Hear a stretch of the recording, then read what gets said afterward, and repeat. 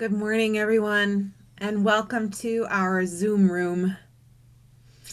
Before we begin, I have just a couple of announcements. Today, starting at noon, there will be an in-person, socially distanced, masked event at the Learning Greenhouse at PCEI. You'll be able to walk, create a stone of remembrance, and pick up some materials that might be useful in the 10 Days of Kindness campaign, which is actually our next announcement. Along with the other churches who are part of our local interfaith association and many members of the community, we've been invited to respond to the anxiety and divisiveness of the election season by committing to 10 deliberate acts of kindness, one each day from today through the 10th.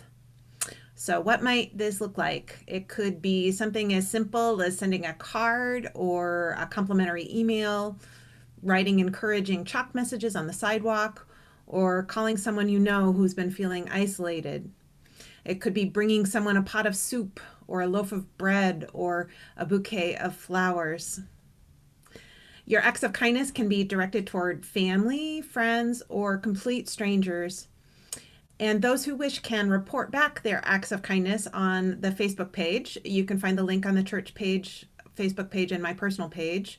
Or you can send something via email to palouse10daysofkindness@gmail.com.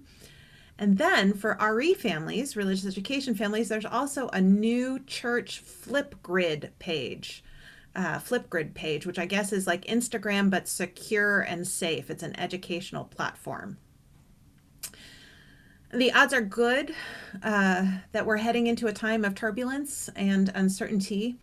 And the hope is that by grounding ourselves in deliberate acts of kindness, we'll stay afloat personally, that'll help us stay afloat personally, and also serve as a soul on board moment, shining our values into the wider community.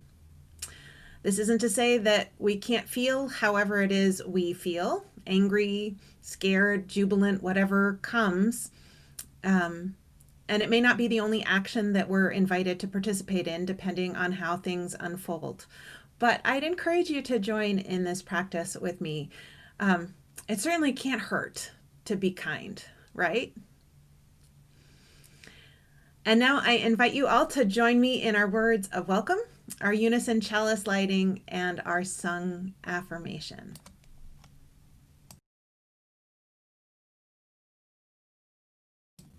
Whoever you are, wherever you've come from, whatever your beliefs, whomever you love, and however bumpy your life's journey, know that you are welcome here.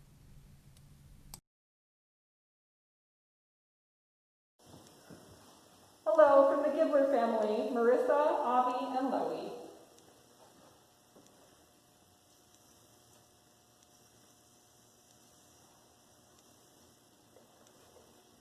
In the light of truth and the warmth of love, we gather to seek and seek to share.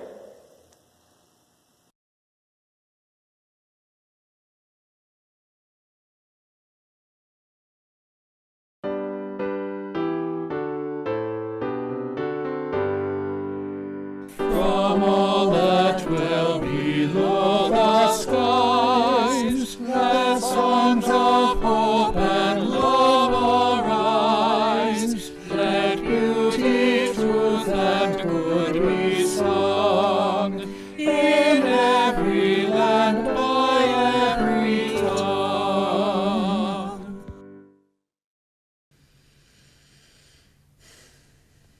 Will you breathe with me for just a couple breaths? Give me a minute to look at your faces. It is so good to be together. This is a time of year when we who live in the Northern Hemisphere naturally tend to reflect on those we've loved and lost, as well as our own mortality. As in the words of Mary Oliver, the trees are turning their own bodies into pillars of light, are giving off the rich fragrance of cinnamon and fulfillment. We can't help but be reminded of the cycle of life and death. Of course, it feels a little like we skipped fall this year and went straight to winter. I learned the other day that this is the reason so many trees lost branches in this last snowstorm. Normally in the fall, the leaves of deciduous trees change and fall, but the sap also flows back to the trunk, and that makes the branches lighter and more able to withstand the weight of snow. So obviously we skipped that step this year with the wet, heavy snow arriving at almost the same moment as the hard frost. I wonder if there's a metaphor here. It made it clearer to me why it feels so important that we not skip this particular service when we remember our loved ones, the loved ones who have died, when we grieve their loss and lift up their legacy.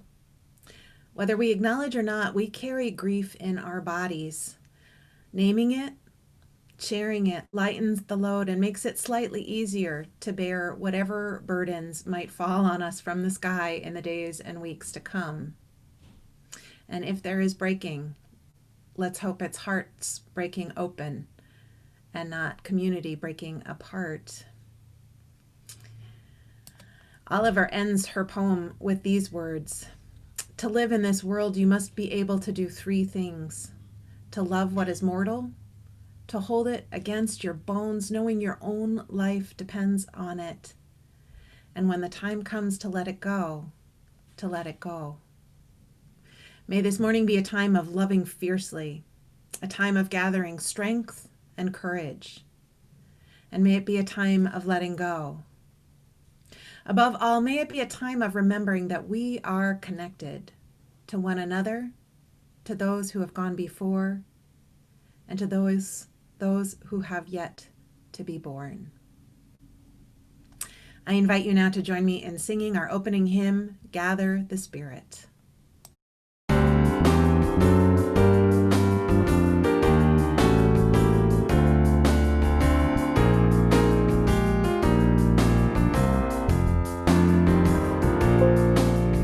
Gather the Spirit, harvest the power.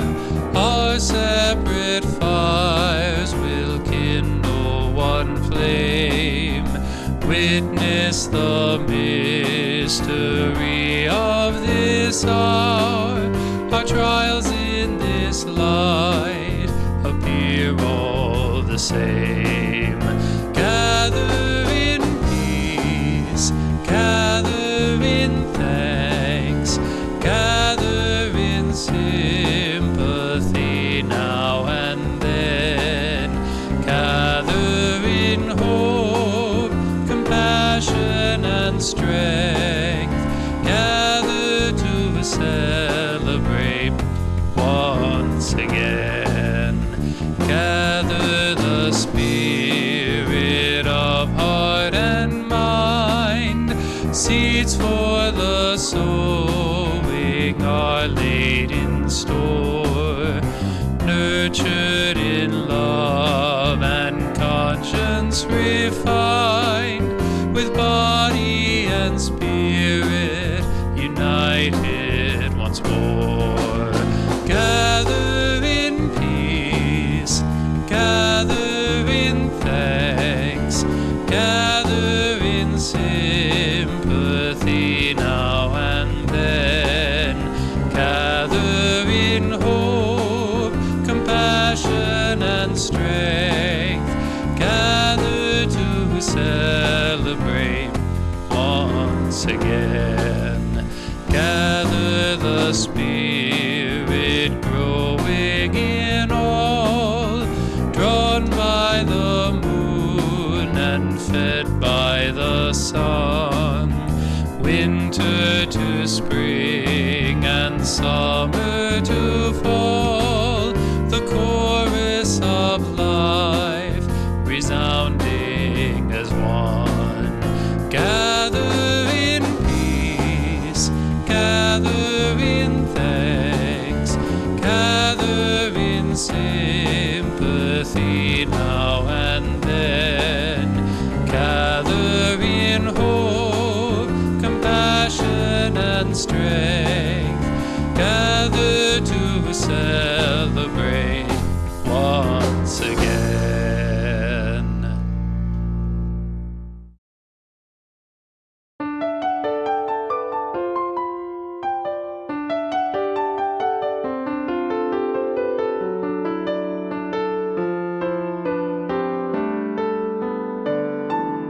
In the rising of the sun and in its going down, we will remember them.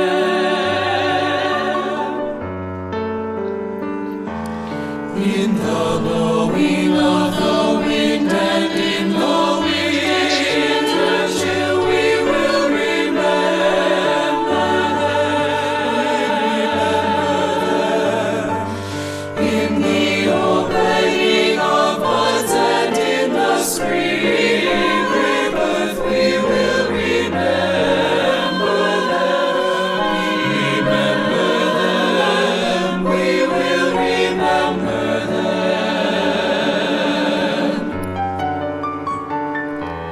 In the blueness of the sky and in the song, we will remember them. We will remember them.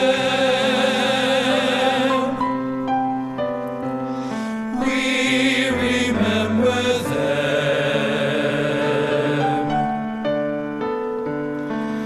In the rustling of the leaves and in autumn beauty,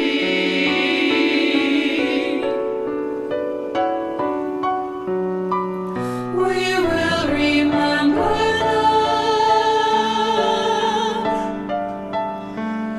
We will remember them.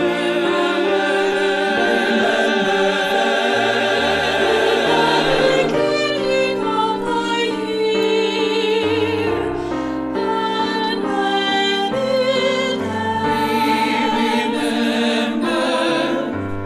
remember, beginning of the year, and when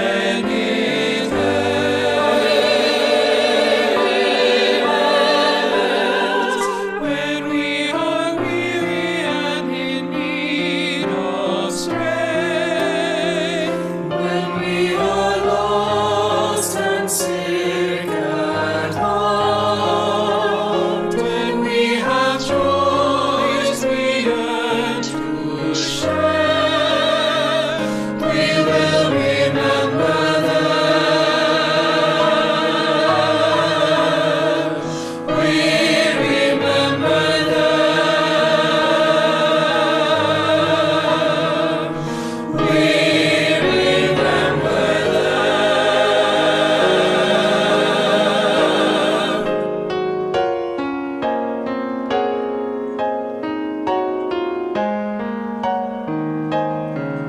As long as we live, they too shall live, for they are now a part of us, as we remember them.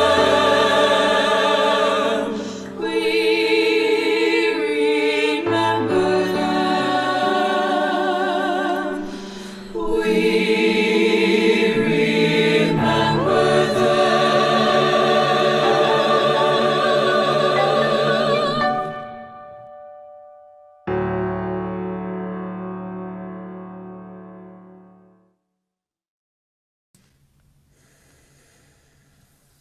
That was so beautiful. Thank you. So, we do this service, the Stones of Remembrance service, each year. And when we do it in person, we invite folks to bring photographs and then to speak the names and share memories of the people they've loved and lost. And we put the photographs on the altar table to be held and honored by the gathered community. We have a bowl of water into which the stones can be dropped. So we're bringing those same things, the names and the photographs, to our shared virtual space to do this holding and honoring. And I know that these are crazy times, so some of you may be holding people in your heart that you'd like to lift up, and you didn't have the bandwidth to send a photograph ahead of time. So if that's the case for you, please don't worry. At the end, after we've watched the slideshow, there will be space for people to share additional names via the chat. So we're heading into our Stones of Remembrance ritual. And to lead us into our time of sharing, I offer these words by my colleague, the Reverend Heather Daniels. They once dwelled among us, the people of memory, they who knew us, they who taught us, they who hurt us, they who loved us. They touch our lives time and again through their presence and their absence, through familiar scents and favorite songs, through old stories and renewed sorrow. As the earth turns and leaves fall, we reach back to renew the bonds between us. With hearts and hands open, we hold on to love ever stronger than death. We reach back in gratitude and understanding. Without our time together, the pain and the joy, we would never be who we are today. We would have little to pass on ourselves. Without fear, with thanksgiving, and with hope for all that awaits, we remember those who have gone before. We honor the circle of life and death and our place within this sacred thread.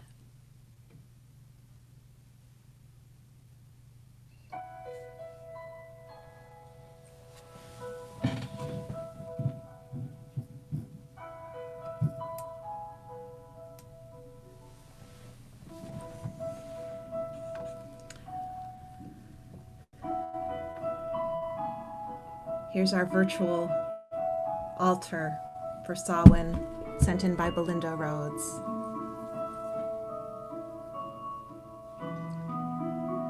Happy John Burleson, Dorothy and Kelly Clancy, Ethel and Frank Miller, James Robert LaFortune,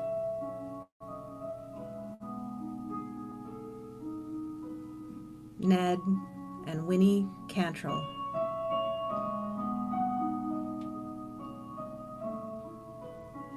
Joan and Ian Jago,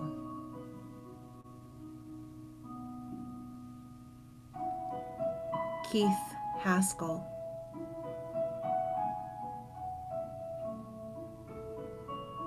Don Haskell,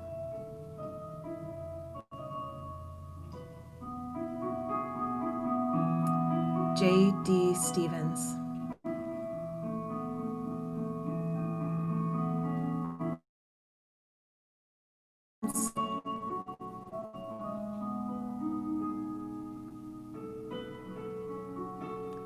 Mirada's Tear Song,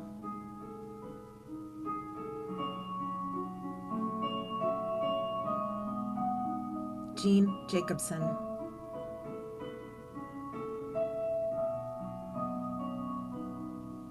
Mike Brown,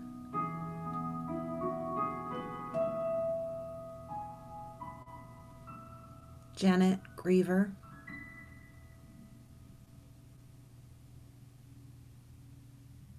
Terry Grabowski,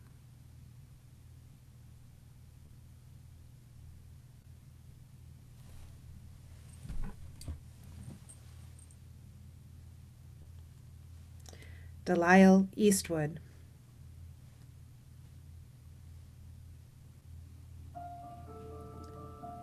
Viola Holman,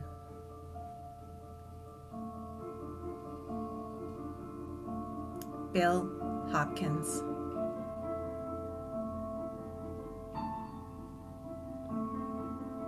Kathleen Kramer,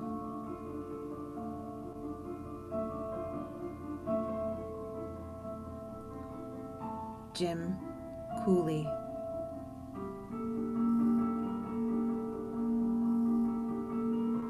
Beth Turney,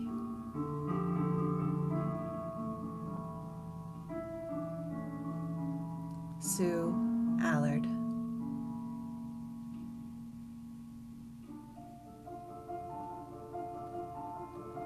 Al Matsura,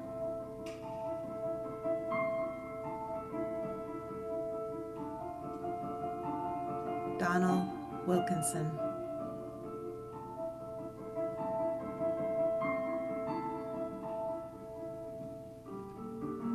Jessica Eaton,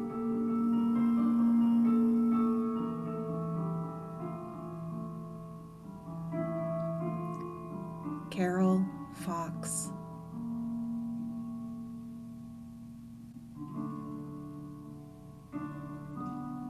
Charlotte Harbor Nelson,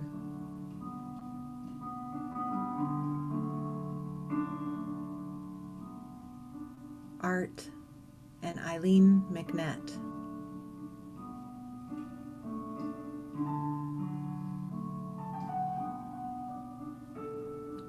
Patty Baker,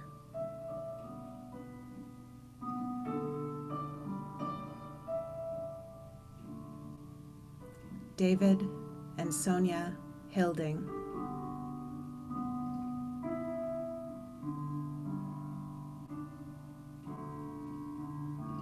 Paul Anders,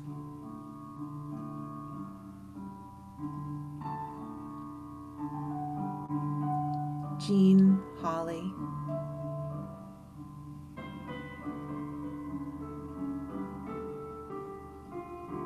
Roger Wallens,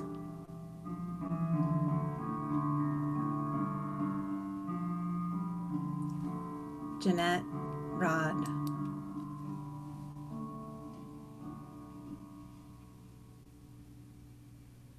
Ruth Bader Ginsburg,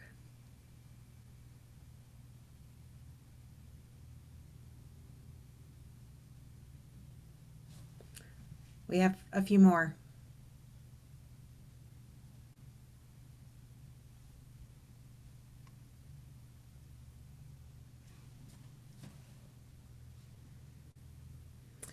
Sharon Dawn Telesetsky and Stephanie Ann Young.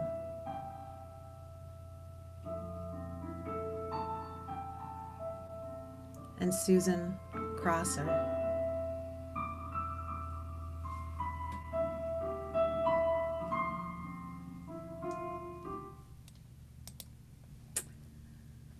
And now I'd invite you to go ahead and type in the chat the names of other people whose legacy you'd like to claim as part of your own.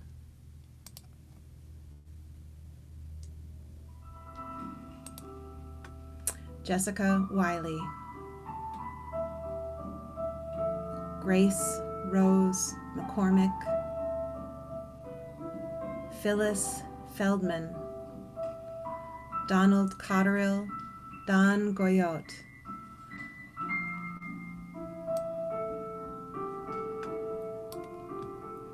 oh, you guys are typing faster than I can read. Maurice Ford and Elizabeth Bensinger Ford, Martha and George Buck, Jean Rudolph,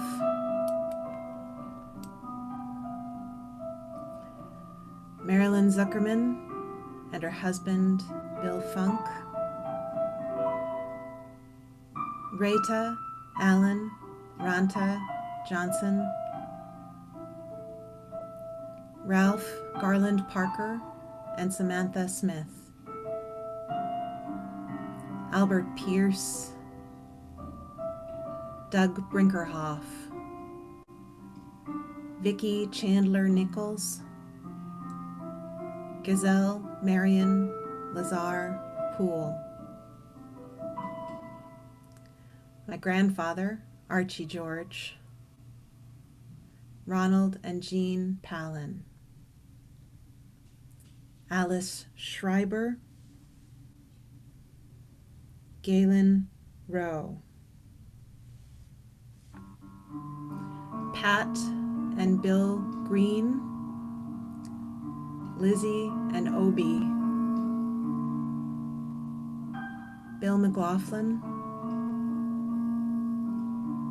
June Leip, Ruth Ann Brown, Ivan Talbot, Jim Ware, Cindy Palmer, Claude Calkins, Maggie McGreevy, Mother Ruth Kite and Sister Jane Kite, Dorothy and Walt Spencer, Anne Irvine,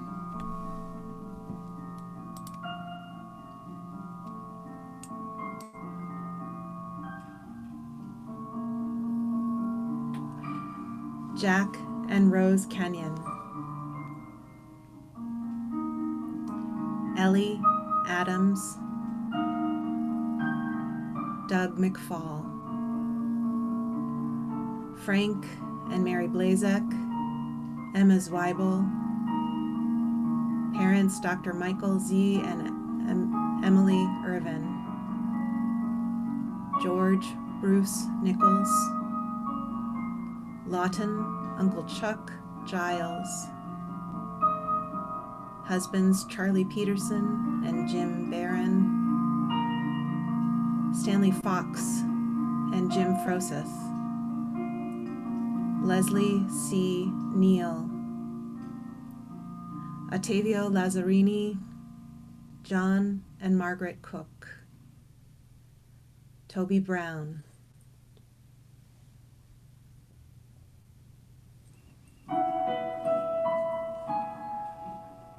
Zaruhi and Levon Badirian, Mary and Harry Kirchian, Miles Jameson Willard, and Greta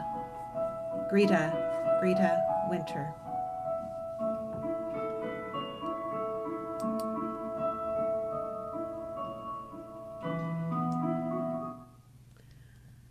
These are the names of our ancestors, and we honor them in this moment of remembrance. I invite you to join now in the litany on the screen in front of us. Your part is simple. We remember them. At the rising of the sun and at its going down, we remember them.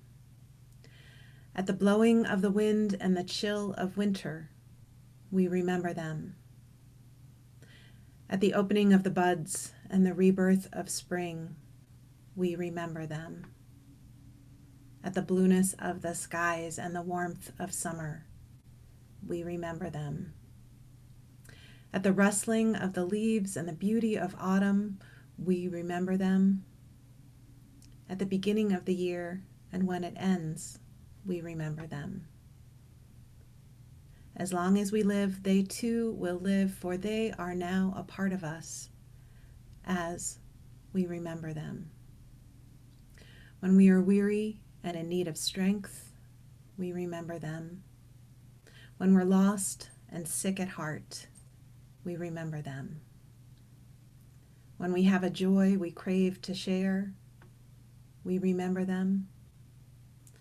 As long as we live, they too will live, for they are now a part of us as we remember them.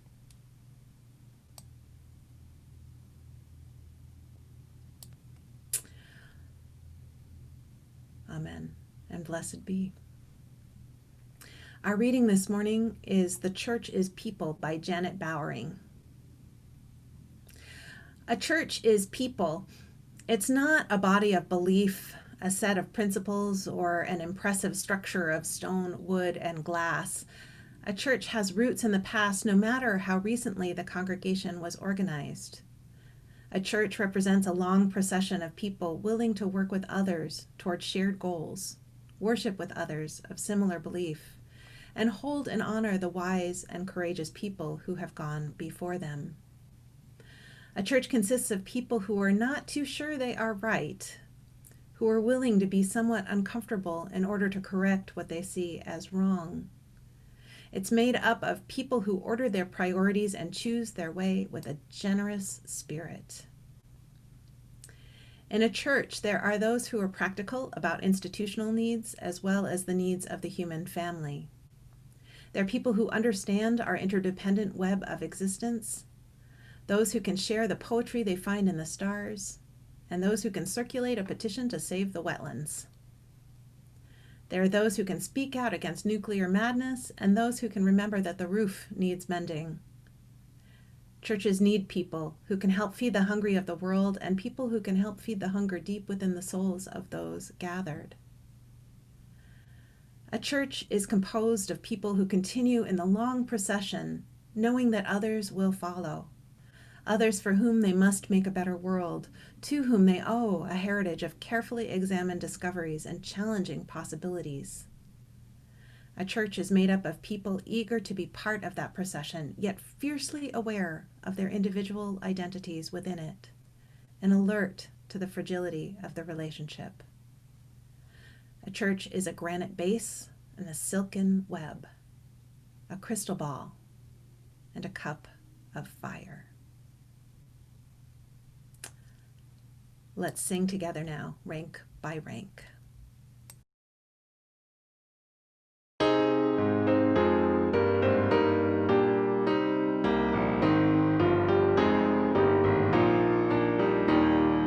Rank by rank and hand in hand, from the four winds gathered hither, loud the hallowed walls demand, whence we come and how and whither, from their stillness breaking clear, echoes wake to warn or cheer, higher truth from saint and seer, call to us assembled here. Ours the year's memorial store, honored days and names we reckon, days of comrades gone before, lives that speak and deeds that beckon, from the dreaming of the night to the labors of the day, shines their everlasting light, guiding us upon our way. Though the path be hard and long, still we strive in expectation. Join we now their age the song, one with them in aspiration, one in name, in honor, one. Guard we well the crown they won, what they dream be ours to do, hope their hopes and seal them true. So here we are. It's election week. And the tension is so thick, I could cut it with a knife. Out there in the world and inside of me, I spend a lot of time with my stomach in knots. Honestly, I think if I didn't have the strength of Unitarian Universalist community, I might be a gibbering mess right now. But I do have it. I have it with me in the form of this gathered living church. I have it behind me in the form of the generations that came before. I have it within me in the values that were planted in me as a child growing up in a little fellowship, a little UU fellowship in northern New Hampshire, values that have taken root and shaped my entire life. And I have it ahead of me in the vision of a future where all people are woven together in peace, part of the beloved community, living in harmony with each other and the earth. I found myself this week looking to the example of some of our Unitarian Universalist ancestors who lived during similarly turbulent times. People like Frances Ellen Watkins Harper, who lived from 1825 to 1911. She was an African American writer, lecturer, and political activist who promoted abolition, civil rights, women's rights, and temperance. She was born free after the passage of the Fugitive Slave Act, but moved to Pennsylvania so that she could help slaves escape to freedom on the Underground Railroad. After abolition, she immediately took up work on women's suffrage alongside Elizabeth Cady Stanton and Susan B. Anthony. And she was a member of a Unitarian church, but you should know that the African Methodist Episcopal Church also claims her because that's where she grew up, and she maintained her ties there as well. I found myself reflecting on the life of Ida Maud Cannon, who lived from 1877 to 1960. Ida was a pioneer in the hospital social service movement. And her response to the Spanish flu in 1918 was to co-found the American Association of Hospital Social Workers. She said to her church, "Social service for the sick is not a new function of the church, but there has come a weakening of the tie between the church and those who would profit by their ministrations. Also, there is, with the broadening interest of Unitarian churches in social service, an opportunity for much helpfulness, not on the basis of denominationalism, but on the basis of human interest and a sense of social responsibility."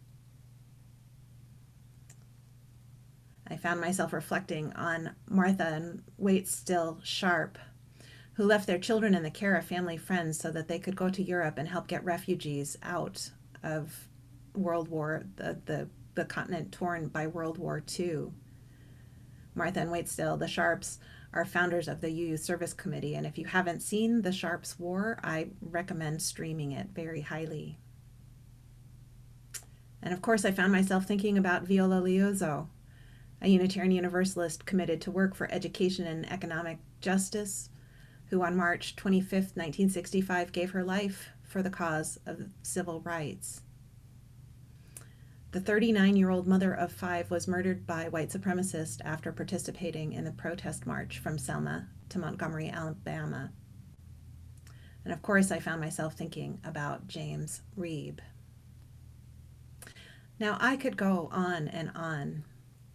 This is our lineage. We are not people who hide from problems.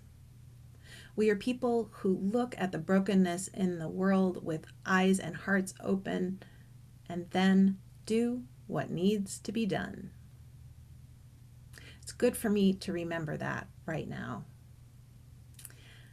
I don't know what's going to be asked of us in the next weeks, months, and years, but I do know that regardless of who wins the election, we have our work cut out for us. There is so much to be done.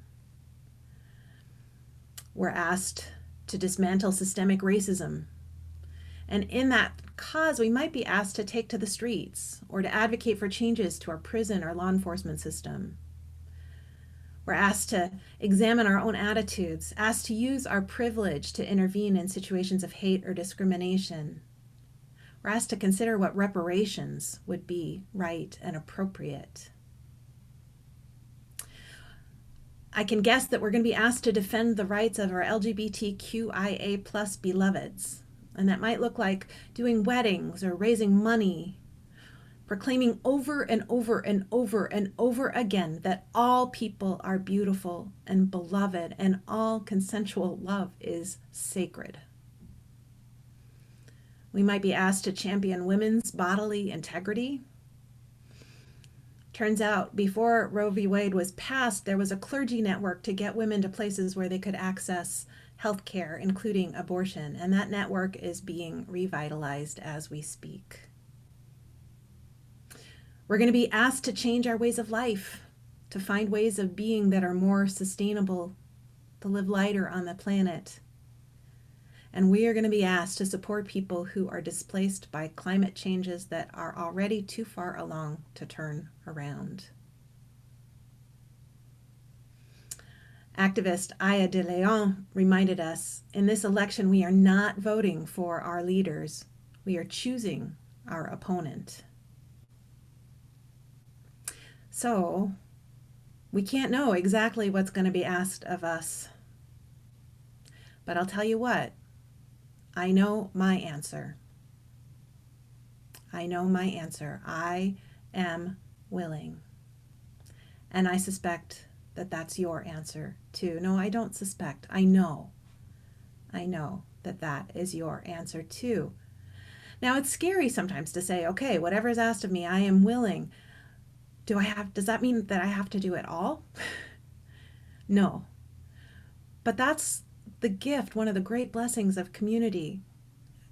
We each just do our part, and somehow the whole is greater than the sum of the parts, and it all gets done. So I am willing, and I have faith that you are willing too. So be it, and so may it be.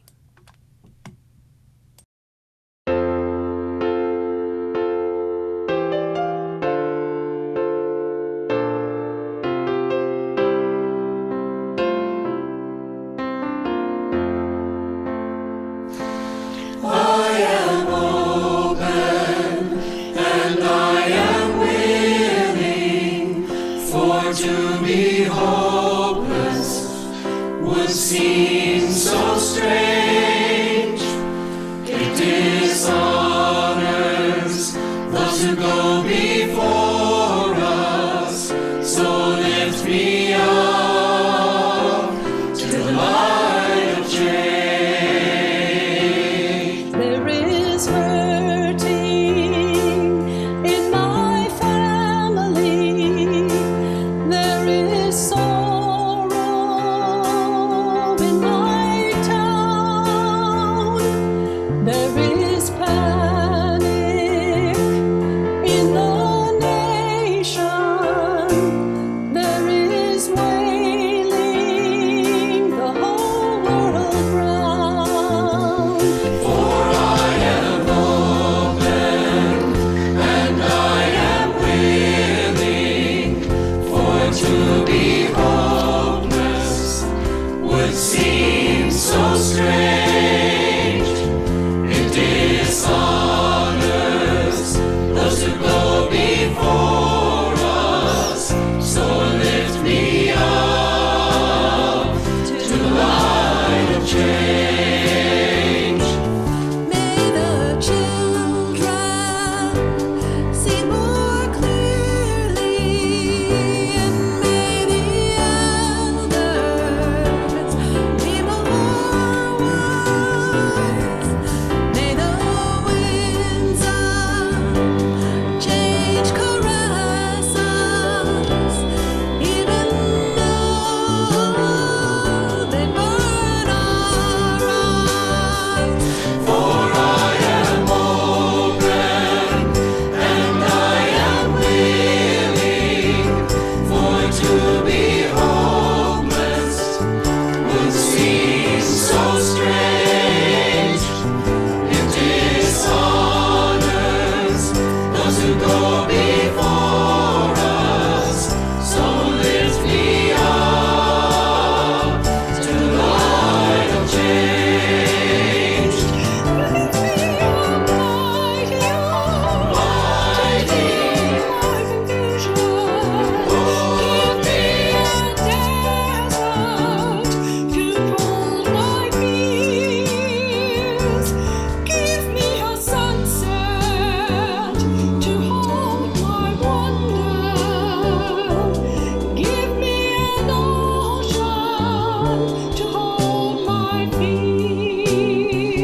For I am open and I am willing, for to be hopeless would seem so strange. It dishonors those who go before us.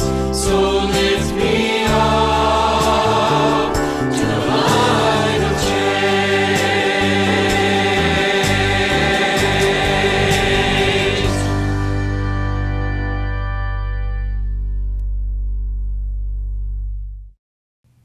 Our closing words are Immortality by Leslie Takahashi. In the daily weaves of our lives, those who have died are still strong guiding threads. Theirs is the golden glimmer, or perhaps the brilliant red, or the melancholy blue. Still, they are part of the whole cloth of our lives. They are the ancestors, the goers before. Through this, we know immortality. In the hour-to-hour rush of our daily tasks, they travel with us through something they taught us, which is now ours to do, through something they loved, which is now ours to carry out, through something we shared, which is now ours alone, and yet not. Through this, we know immortality. In the minute-to-minute grasp of where we are, we remember the joys our departed gave us, which opened us to hope, the sorrows we knew together, which taught us strength, the life shared, which is now ours to steward. Say it with me. Through this, we know immortality. In the second-to-second pulse of life, we sense the spirit of those we have loved and lost. This presence is too shy for naming, too amorphous for full knowing, and yet as real as the days we shared. Through this, we know immortality. They are more than remembered. They are memory itself. For what we love lives on in the way our beloved dead accompany us through our life. Their words and wisdom our guide. Their humor our relief. Their restless concern for the world, our charge. Through this, we know immortality. Please join me in singing our sung benediction, There is a Love.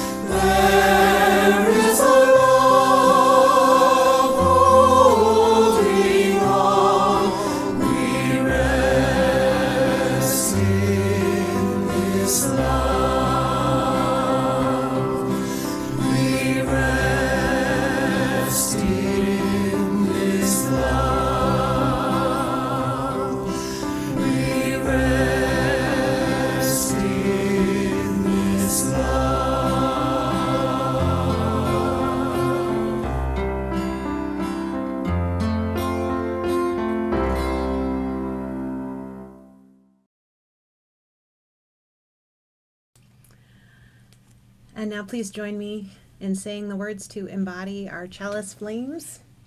Oh, mine already went out. We extinguish this chalice that it might glow gently in our hearts.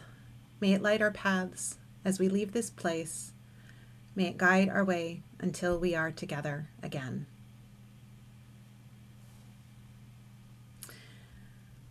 You know, the reason why we decided not to read the names or the legacy, the words of legacy that people had sent in is because not just because of timing, but also because it would have been so repetitive.